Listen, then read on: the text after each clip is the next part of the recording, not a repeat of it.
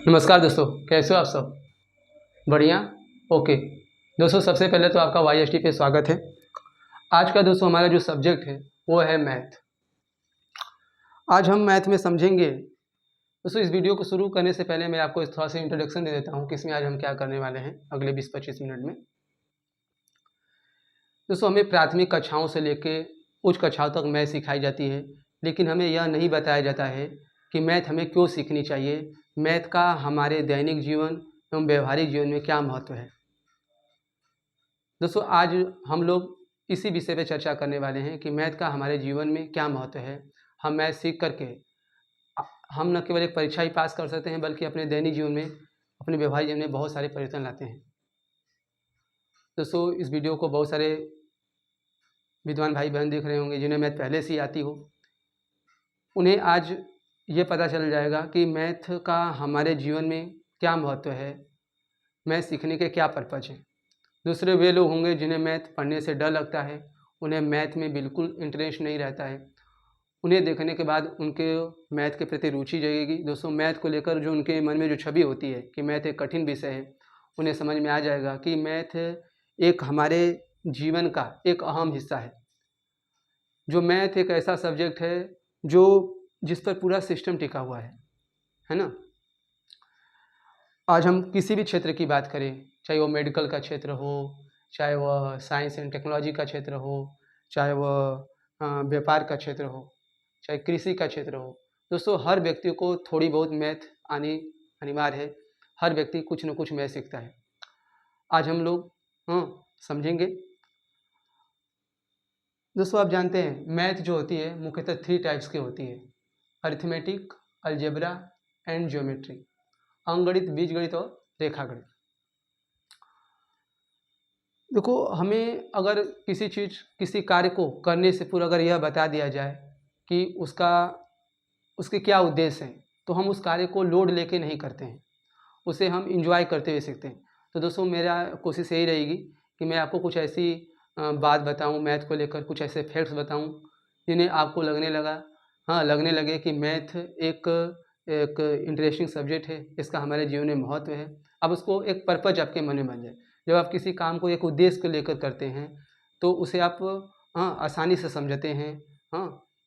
तो यहाँ पे मैंने पहले से ही कुछ फैक्ट्स और कुछ पॉइंट्स हमने लिख दिए हैं जिन्हें हम समझेंगे। दोस्तों शुरू करने से पहले मैं तो 1-2 बात और बता देता हूँ। जैसे कहते हैं कि जो समाज जो है, हमारा पूरा जो समाज है, यह शिक्षा पर टिका हुआ है। यानी जो समाज है, जो जो शिक्षा, किसी भी समाज की जो आधारशिला है वो शिक्षा होती है। किसी भी समाज के निर्माण में अलग अलग विषय अपना इम्पोर्टेंट रोल अदा करते हैं, जिनमें से हमारा एक सब्जेक्ट है मैथ। दोस्तों शिक्षा के अपने कोई उद्देश्य नहीं होते हैं, उद्देश्य केवल व्यक्तियों के होते हैं जो किसी समाज एवं राष्ट्र के निर्माण में उपयोगी होते हैं। और हर सब्जेक्ट अपने इन्हीं उद्देश्यों को पूर्ति के लिए अपना एक भूमिका निभाते हैं। जैसे हम हिंदी पढ़ते हैं तो हिंदी से हमें सौंदर्यात्मक तत्वों का ज्ञान होता है। हम विज्ञान पढ़ते हैं तो विज्ञान से हमें वैज्ञानिक दृष्टिकोण उत्पन्न होते हैं। उसी प्रकार से जो हमारा मैथ है, मैथ के भी बहुत सारे अहम रोल हैं, आगे हम समझने वाले हैं। यहाँ पे जैसे मैंने कुछ फैक्ट्स लिखे हुए हैं। कहता है कि जो मैथ है वह सभी विज्ञानों की जननी है। दूसरा, जो गणित है वो ईश्वर की क्या है, भाषा है। और तीसरी चीज लिखा है कि गणित जो है मानव सभ्यता की क्या है, नींव है, बेस है। और चौथी बात यहाँ पे लिखी हुई है, गणित किसी भी राष्ट्र की उन्नति गणित की समृद्धि से जुड़ी हुई है। दोस्तों कोई राष्ट्र कितने समृद्धि के शिखर पर है, कोई राष्ट्र कितना समृद्ध है, ये वहाँ के मैथ से पता चलता है। जिस राष्ट्र की मैथ जितनी यूज होती है, जिस राष्ट्र की, जिस देश की मैथ उतनी तेज होती है, वह राष्ट्र उतनी ही समृद्धि के शिखर पर होता है, उतना ही विकसित होता है। और यहाँ पे मैंने कुछ पॉइंट्स लिखे हुए हैं। दोस्तों कोई भी विषय हो, किसी विषय को सीखने से पहले उस विषय से हमें 3 प्रश्न पूछने चाहिए। पहला प्रश्न वाई, क्यों। दूसरा प्रश्न हमें व्हाट से करना चाहिए और तीसरा प्रश्न हाउ से। वाई का मतलब कि उस विषय को हम क्यों पढ़ें, उस विषय को हम क्यों पढ़ें। दूसरा चीज़, उस विषय के अंतर्गत क्या क्या चीज़ें आती हैं, चाहे कोई भी विषय हो। क्योंकि आज हम मैथ सीख रहे हैं तो हमें, हाँ, मैथ को लेकर मैं चल रहा हूँ। चाहे आप कोई भी विषय पढ़ो, चाहे साइंस के सब्जेक्ट पढ़ो, चाहे आप साइंस के सब्जेक्ट पढ़ो, चाहे साइंस सब्जेक्ट की मैं बात करूँ, चाहे आप फिजिक्स, केमिस्ट्री, बायोलॉजी, कोई भी सब्जेक्ट पढ़ो।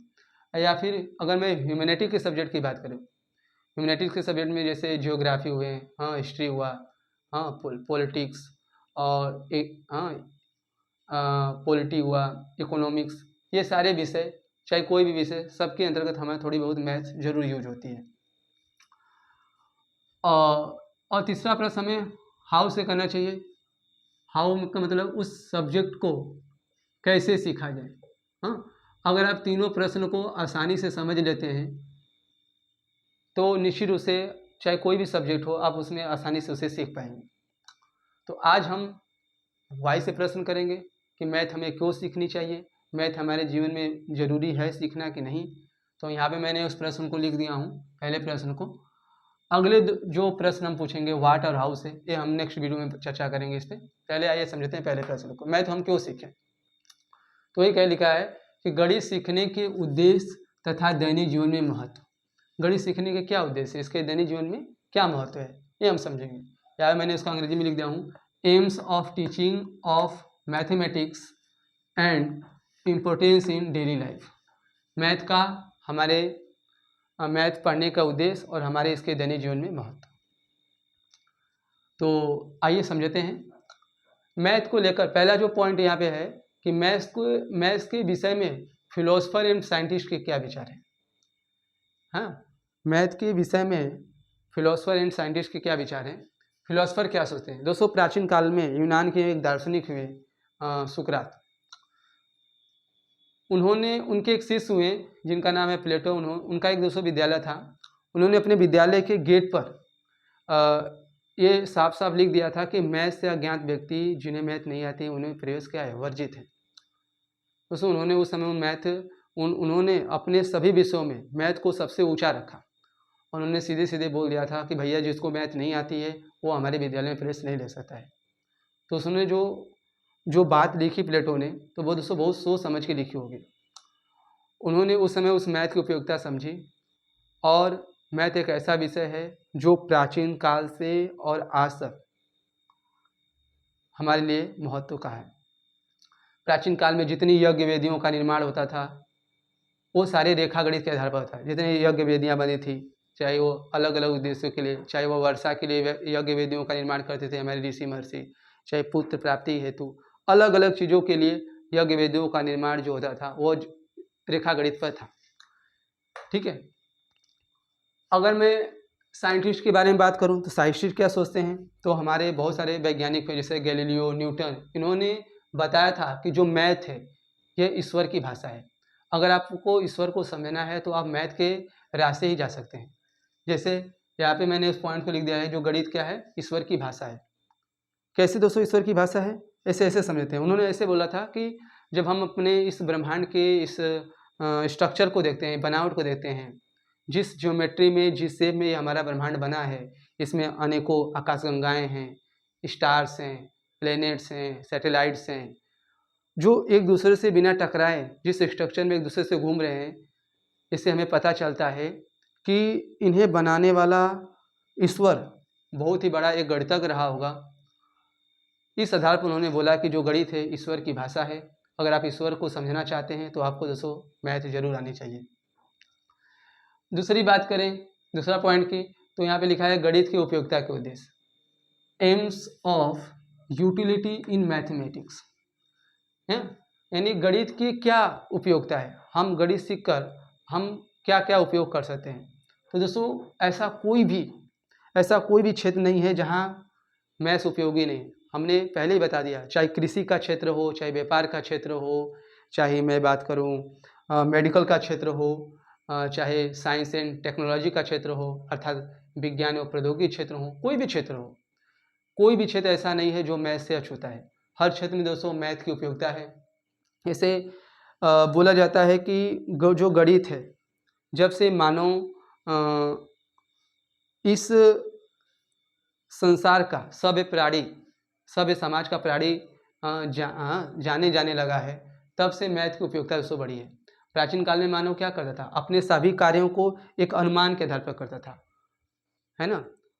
लेकिन जैसे जैसे उन्होंने मापन की सूक्ष्मताओं पर ध्यान देने लगा, वैसे वैसे गणित में शुद्धिकरण आती गई और लोग मैथ की उपयोगिता को समझने लगे। अगर मैं लोगों की बात करूं तो चाहे पढ़े लिखे व्यक्ति हो, चाहे अनपढ़ व्यक्ति हो, चाहे वो पढ़ा लिखा व्यक्ति हो, चाहे अनपढ़ व्यक्ति हो, सभी को दोस्तों मैथ थोड़ी बहुत आनी चाहिए। हर व्यक्ति अपने आस पड़ोस से ही, चाहे अपने आसपास के लोगों से, भाई बहन से मैथ जरूर थोड़ी बहुत सीखता है, क्योंकि हमें मैथ अपने दैनिक जीवन में हर जगह यूज होती है ना। जैसे मैं कृषि की बात करूं तो कृषि के क्षेत्र में हर किसान को, चाहे वो अनपढ़ ही किसान ना हो, उसे मैथ की आवश्यकता होती है। जब उसे खेत में फसल बोना होता है तो फसलों के बीच की जो उसमें पौधों के बीच की कितनी दूरी रखनी है, या फिर जब उन्हें खेत की नाप की आवश्यकता होती है, उसमें कितना बीज या खाद उसमें डालना है, हमें समय, किसान को समय की नाप की आवश्यकता होती है, भाई किस समय में कौन सी फसल बोना है। तो और ये सारी चीज़ें, चाहे उसमें खाद या गोबर की बात करें, तो सारी चीज़ें एक मैथ की तो आधार है। हाँ, मैथ के बिना, हाँ, ये सारी चीज़ें अगर ना हो, हाँ, आप बिना नापे तौले अगर उसमें खाद गोबर या बीज डाल दें तो आपकी फसल नष्ट भी हो सकती है। तो किसान के लिए भी हमारा एक मैथ एक उपयोगी विषय बन जाता है इस तरह से। और बात करें मेडिकल के क्षेत्र में, अगर किसी मरीज को दो की जगह 4 गोलियां दे दें तो वह उल्टे उसे क्या कहते हैं, हानि पहुंचा सकती है ना। और हमें टैबलेट्स पर और चाहे सिरप पे, उसमें जो तत्व मिले होते हैं उनकी हमें प्रतिशतता दी गई होती है, जिन्हें डॉक्टर पढ़कर बताते हैं कि इस रोग को ठीक करने के लिए आपको कौन कौन से तत्व लेने चाहिए, कौन कौन से पदार्थ लेने चाहिए, वो उन्हें पढ़ के ही देखते हैं। तो मैथ को हर क्षेत्र में उसकी उपयोगिता बढ़ती है। और मैं व्यापार के क्षेत्र में बात करूँ तो व्यापार के क्षेत्र में बहुत सारे हिसाब किताब होते हैं, क्रय विक्रय होते हैं, ब्याज होता है, लाभ हानि होते हैं। ये सारी चीज़ें, चाहे छोटे से छोटे से लेके बड़े से बड़े, ये सारी चीज़ें हिसाब किताब हमें मैथ के आधार पर ही करते हैं। चाहे पोस्ट ऑफिस का कार्य हो, चाहे बैंक के क्षेत्र हो, ये सारी चीज़ें मैथ पे ही टिकी हुई हैं। मैथ के बिना इन सारी संस्थाओं का चलना संभव नहीं है। आगे मैं बात करूं विज्ञान और प्रौद्योगिकी क्षेत्र में, तो विज्ञान के क्षेत्र में अभी तक जितने भी सिद्धांत वैज्ञानिकों ने बनाए हैं, जितने नियम बनाए हैं, वे जो हमारे तक जो पहुँचे हैं वास्तविक रूप में, वो मैथ के जरिए पहुँचे हैं। वैज्ञानिकों ने इन सिद्धांतों को हमारे तक पहुँचाया, वो मैथ के जरिए। उनकी जो पुष्टि करते हैं, वे सारा चीज़ क्या, मैथ को ही आधार मान करते हैं। आज विज्ञान से लेकर के हम बहुत सारी चीज़ें बनाए हैं। जैसे रक्षा क्षेत्र में बात करें तो आज हमने जितने भी मिसाइल, सैटेलाइट्स, लड़ाकू विमान, जो भी चीज़ें हमने बनाई हैं, वो ऑब्वियस सी बात है साइंस का यूज करते हैं। लेकिन ये जो साइंस है किसको आधार मान के करती है दोस्तों, मैथ को ही ना। तो इस तरह से मैथ हमें विज्ञान की चीज़ में उपयोग होता है, विज्ञान के कार्यों में। और मैं बात करूं जैसे कि हम अपने दैनिक में बहुत सारी चीज़ों का प्रयोग करते हैं, जैसे फ्रिज, कूलर, पंखा, रेडियो, टेलीविज़न, ये सारी चीज़ें क्या हैं, विज्ञान का आधार है ना। लेकिन विज्ञान किसका प्रयोग करता है, इन सारी भी चीज़ों में वो मैथ को ही आधार मानकर करता है। और मैं प्रौद्योगिकी की बात करूँ तो बड़े बड़े इंजीनियर होते हैं, बड़े बड़े, चाहे उनको पुलों का निर्माण करना होता है, सड़क का निर्माण हो, बड़ी बड़ी इमारतों का निर्माण हो, छोटे से लेके बड़ी बड़ी मशीनों के निर्माण में, वो मैथ को ही आधार मानकर करते हैं दोस्तों। इसलिए हमें मैथ हर क्षेत्रों में हमें उपयोगिता होती है, हर क्षेत्र में जो मैथ की उपयोगिता होती है, इसलिए हमें दोस्तों इस उद्देश्य से मैथ को सीखना चाहिए। और आगे मैं बात करूं मानसिक एवं बौद्धिक विकास के उद्देश्य से, तो मैथ सीखने से व्यक्ति के मानसिक और बौद्धिक विकास होता है। उसमें हम मैथ में बहुत सारे गणनाएं करते हैं, इन गणनाओं को करने से हमारे मानसिक विकास होता है, बौद्धिक विकास होता है। बौद्धिक विकास की बात करूँ तो हम अपने अंदर बातचीत करने का जो तरीका है, हाँ, एक मैच्योरिटी आ जाती है हमारे अंदर, हम मैच्योर तरीके से किसी से बातचीत करते हैं, ऐसी सारी चीज़ों के कला का विकास होता है। और व्यक्ति जो होता है उसके अंदर किसी चीज़ को खोज करने या आविष्कार करने के गुण उत्पन्न होते हैं। इसलिए हमें मैथ आवश्यक है। व्यक्ति मैथ सीखने के बाद उसका जो सोचने समझने की जो क्षमता होती है इतनी अधिक हो जाती है कि वो अपने दैनिक जीवन में आने वाले सभी समस्याओं को बहुत ही आसानी से सुलझा सकता है। इसलिए उद्देश्य मैथ का पढ़ने के लिए हमारे अंदर ये बन जाता है। आगे मैं बात करूं अन्य विषयों से संबंध का उद्देश्य, यानी जो मैथ एक ऐसा सब्जेक्ट है जिसका सभी सब्जेक्ट से क्या है, रिलेशन है। चाहे आप कोई भी सब्जेक्ट पढ़ो, यहाँ पे लिखा है AIIMS of relationship with other subject. कहने का तात्पर्य है कि मैथ एक ऐसा सब्जेक्ट है, चाहे आप कोई भी सब्जेक्ट लो, चाहे वो साइंस के सब्जेक्ट्स लो, फिजिक्स, केमिस्ट्री, बायोलॉजी, कोई भी सब्जेक्ट साइंस के ले लो आप, चाहे आप ह्यूमैनिटीज़ के सब्जेक्ट ले लो, जियोग्राफी ले लो, हिस्ट्री ले लो, इकोनॉमिक्स, पॉलिटी, इन सारी चीज़ों में हमें मैथ कम से कम, ज़्यादा से ज़्यादा ना तो छोटे छोटे रूप में ज़रूर यूज होती है। इन सब्जेक्ट को पढ़ाने से पूर्व हमें उसके रिलेटेड हमें कुछ थोड़ी बहुत मैथ जरूर सीखनी होती है, हमें सिखाया भी जाता है। तो मैथ का हर विषय से रिलेशन है। अगर मैं साइंस की बात करूं तो साइंस में हम जो भी गणनाएं करते हैं उनमें सारा मैथ यूज होता है, और इसे सीखने के लिए हमें पहले थोड़ी बहुत उससे रिलेटेड मैथ सिखाई जाती है। अगर जियोग्राफी की बात हम लोग करें तो जियोग्राफी में आप जब सड़क की लंबाई नापना हो, चाहे आप पहाड़ की ऊंचाई नापना हो, समुद्र की गहराई नापना हो, चाहे हम नक्शा की बात करें, मैप की बात करें, तो मैप में हम दो स्थानों की एग्जैक्ट दूरी नापने के लिए, उनके बीच सही अनुपात रखने के लिए हम मैथ का ही सहारा लेते हैं।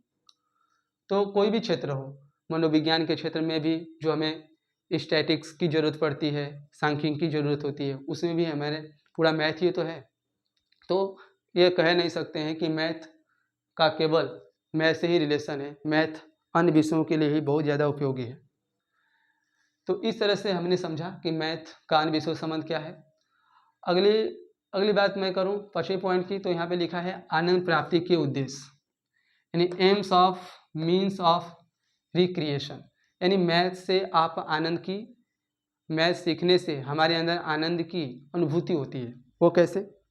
सो हम मैथ में बहुत सारे गणनाएं करते हैं। जब हम गणना करते समय जब हमें गणना नहीं आती है तो हमारे दिमाग को बहुत ज़्यादा कसरत करनी होती है, बहुत सारे प्रयास करने होते हैं। लेकिन जब हम उस प्रश्न को कर लेते हैं, सॉल्व कर लेते हैं, जब हम लोग नहीं कर पाते हैं तो हम सोते, उठते, बैठते, खाते पीते उसके बारे में सोचते रहते हैं।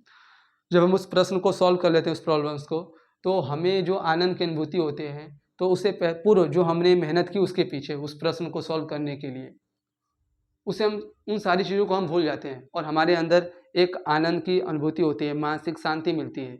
इसलिए हमें मैथ सीखना चाहिए, मैथ से हमारे अंदर आनंद की अनुभूति होती है। आगे बात है सांस्कृतिक संरक्षण का उद्देश्य। सांस्कृतिक संरक्षण का उद्देश्य, सांस्कृतिक संरक्षण की बात करें तो हम लोग जिस समाज में रहते हैं वो एक हमारे ब्रह्मांड का क्या एक हिस्सा है, और इसमें आप जानते हैं बहुत सारे विज्ञान प्रयोग होते हैं। इन सारे विज्ञान की जो उन्नति और अवनति है ये व्यक्ति के कार्यों के अनुभव पर डिपेंड करता है। व्यक्ति के जैसे कार्य होते हैं वैसे ही विज्ञान की उन्नति और अवनति होती है। हम जैसा यूज करते हैं विज्ञान का, व्यक्ति जैसा कार्य करता है, उसका प्रभाव विज्ञान में पड़ता है। और ये जो हम सीखते हैं, ये हम जो सीखते हैं ये एक पीढ़ी से दूसरे पीढ़ी तक क्या होता है, हस्तांतरित होता है, जिसका संरक्षण हमारा मैथ सब्जेक्ट करता है। जब हम आज भी जो भी हमने विज्ञान से रिलेटेड जो भी कुछ बातें सीखी हैं वो अपने पूर्वजों से सीखी है, और आज हम जो लोग चीज़ों को खोज करेंगे वो हमारे अगली वाली पीढ़ी सीखेगी। तो विज्ञान का जो हस्तांतरण होता है एक पीढ़ी से दूसरे पीढ़ी तक, जो हमारा क्या करता है, मैथ सब्जेक्ट उसका संरक्षण करता है, उसे बचा के रखता है। कैसे? इससे अगर मैं बात करूं किसी भी राष्ट्र की जो संस्कृति होती है, सभ्यता होती है, वो उसकी पहचान होती है। और संस्कृति और सभ्यता के अगर कुछ मूलभूत पहलुओं बात करें तो हमने अभी तक जो भी उन्नतशील कृषि जो भी हम लोग सीखे हैं, चाहे उन्नतशील कृषि हो, चाहे मानचित्रांकन हो, चाहे औद्योगिकरण हो, या फिर बिल्डिंग निर्माण हो, जो भी चीज़ें अभी तक सीखी हैं, ये सारी चीज़ें चाहे हमने कम्युनिकेशन स्किल से रिलेटेड जो चीज़ें सीखी हैं, संप्रेषण हुआ, या फिर वाहनों की बात की जाए, जो भी हमने वाहन बनाए हैं, ये सारी चीज़ें क्या है, ये किसी भी राष्ट्र की क्या होती है, उसकी सभ्यता होती है। और इसका संरक्षण मैथ के बिना संभव नहीं होता है। यदि दोस्तों हम मैथ को छोड़ देंगे तो सारा जो उसकी संस्कृति सभ्यता होगी मानव की, वो समाप्त हो जाएगी। इसीलिए बोला भी जाता है कि जो गणित है वो मानव सभ्यता की क्या है, नींव है। यदि आप मैथ को छोड़ देते हैं तो आपका जो सभ्यता है, संस्कृति है, वो दोस्तों खत्म हो जाएगी। और किसी भी राष्ट्र की पहचान उसकी संस्कृति और सभ्यता से होती है। बिना संस्कृति और सभ्यता का जो संसार व राष्ट्र एक ऐसे फूल के समान होता है जिसमें कोई सुगंध नहीं होती है। और आगे बात करें 7वें अपने पॉइंट की, तो यहाँ पे लिखा है अनुशासनात्मक उपयोगिता के उद्देश्य। दोस्तों जो मैथ होता है, मैथ से हम केवल परीक्षा ही पास नहीं करते हैं, बल्कि अपने जीवन में एक अनुशासन लेके आते हैं। हमारे अंदर एक डिसिप्लिन के गुण उत्पन्न होते हैं। और कौन कौन से डिसिप्लिन के गुण होते हैं आप जानते हैं। आज के डेट में डिसिप्लिन का होना कितना महत्व है। कोई व्यक्ति डिसिप्लिन होकर ही अपने कार्यों में सफल हो सकता है अपने जीवन में। कौन कौन से डिसिप्लिन के गुण उत्पन्न होते हैं वो हमने यहाँ पे लिख लिया है। मौलिकता, समय पालक, तीसरा शुद्धता। अब समझते हैं मौलिकता क्या है। मौलिकता को अंग्रेजी में कहते हैं ओरिजिनलिटी। दोस्तों ओरिजिनलिटी का क्या तात्पर्य है यहाँ पे। जैसे जब कोई व्यक्ति मैथ सीखता है तो उसके अंदर ओरिजिनलिटी का गुण उत्पन्न होते हैं। वह किसी भी कार्य को, किसी भी बात को बिना तर्क के आधार पर नहीं समझता। वो हर एक चीज़ को तर्क से समझता है। जैसे अगर हम बातचीत करें कि हमें प्राचीन काल में ऐसे बहुत सारी बातचीत होती हैं, हम उन्हें यूं ही नहीं समझते। हम लकीर का फ़कीर नहीं बनते दोस्तों। हम पुरानी बातों को समझने के लिए हमें एक तर्क की आवश्यकता होती है। जैसे हमें प्राचीन काल में ऐसे बहुत सारी चीज़ें होती हैं। जैसे प्राचीन काल में विधवा माताओं को, बहनों को हमें किसी शुभ कार्यों में जाने की अनुमति नहीं होती है। और छुआछूत जैसी चीज़ें होती थी। बिल्ली के रास्ता काट देने से हमें ऐसा बोला जाता है कि आगे नहीं बढ़ना चाहिए। तो इतनी सारी जो बातें हैं, जैसे फलाने दिन नाखून नहीं कटाना चाहिए, या फिर बाल नहीं कटवाना चाहिए, और सती प्रथा, से बहुत सारी परंपराएं थी। इन सारी बातों को हम स्वीकार नहीं करते। हम ओरिजिनल बनते हैं। हमारे अंदर किसी बात को स्वीकार करने के लिए हमें तर्क की आवश्यकता होती है। हम किसी बात को समझने के लिए, उसे स्वीकार करने से पूर्व हम तर्क समझते हैं कि भाई उसके पीछे का लॉजिक क्या है। तो ये हमारे अंदर गुण उत्पन्न होता है। हम एक्चुअल में उस चीज़ को समझना चाहते हैं। क्योंकि मैथ में जो भी हम प्रॉब्लम सॉल्व करते हैं वो कोई भी अनुमान के आधार पर नहीं करते हैं। हमें एक ओरिजिनल उत्तर की आवश्यकता होती है। और ऐसे जब हम जैसे जैसे प्रॉब्लम सॉल्व करते जाते हैं, वो हमारे अंदर आदत का एक गुण उत्पन्न हो जाता है कि हम हर एक चीज़ को एक ओरिजिनल वे में लें, है ना। यूं ही हम नहीं समझते हैं किसी बात को। तो दोस्तों ये हमारी मौलिकता हो गया। दूसरा समय पालक। व्यक्ति के अंदर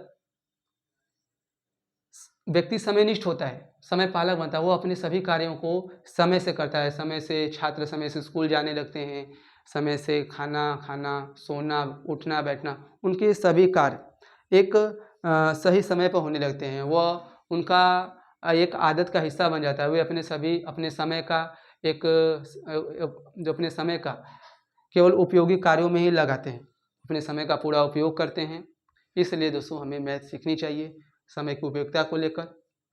तीसरी चीज़ यहाँ पे लिखा है शुद्धता।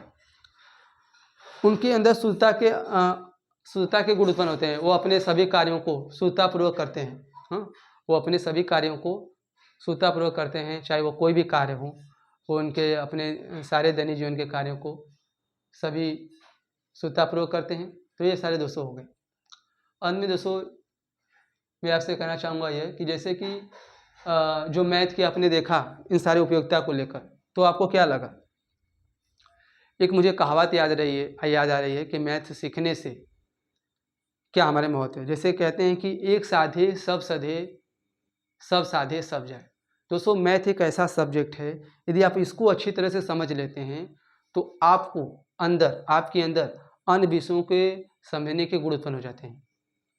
तो और आपने जैसा पीछे देखा कि आज जो हमारा पूरा जो सिस्टम है यह मैथ पे जुड़ा हुआ है, तो मैथ को सीख करके आप सारे विषयों को समझने योग्य बन जाते हैं। यदि आप सभी विषयों को समझना चाहते हैं मैथ को छोड़ करके, तो आप उसे केवल आधा अधूरा ही समझ पाएंगे। इसलिए कहा जाता है मैथ को सीख करके आप सभी विषयों को साध लेंगे। और यह जो कहावत है यहाँ मैथ तो बिल्कुल फिट बैठ रही है।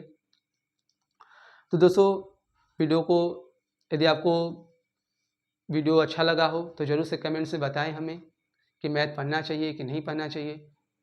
और दोस्तों वीडियो अच्छा लगा तो इसे एक लाइक दें। अगली वीडियो को देखने के लिए चैनल को सब्सक्राइब कर लीजिए। अगले वीडियो में हम चर्चा करेंगे कि मैथ के अंतर्गत क्या क्या चीज़ें होती हैं, इसके पूरे सिलेबस को समझेंगे। और तीसरी चीज़ मैं आपको बताऊंगा तीसरे वीडियो में कि मैथ आसानी से कैसे सीखा जाए।